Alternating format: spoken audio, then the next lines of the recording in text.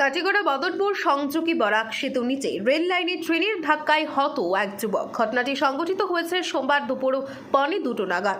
প্রত্যক্ষদর্শী এক যুবক জানান, যুবকটি রেল লাইনের পাশ দিয়ে যাচ্ছিলেন। হঠাৎ একটি মালবাহী ট্রেন এসে ওই যুবকটিকে ধাক্কা দিলে সে রেল লাইনের পাশে লুটিয়ে পড়ে। ওই রেল লাইনে যেহেতু জাতীয় সড়কের পাশে, তাই অনেকেই ছুটে যান যুবকটিকে উদ্ধার করতে, কিন্তু ততক্ষণে যুবকটি দুর্ঘটনাস্থলেই প্রাণ হারায় বলে জানা গেছে। অন্যদিকে সঙ্গে সঙ্গে রেল লাইন সংলগ্ন জাতীয় সড়কের উভয় পাশে যানবাহন আটকে পড়ায় তীব্র যানজট সৃষ্টি হয়। খবর পেয়ে বদরপুর পুলিশ ছুটে আসে এবং হত যুবকের মৃতদেহ উদ্ধার করে নিয়ে যায়। এই প্রতিবেদন তৈরি করার সময় মৃত যুবকের পরিচয় পাওয়া যায়নি।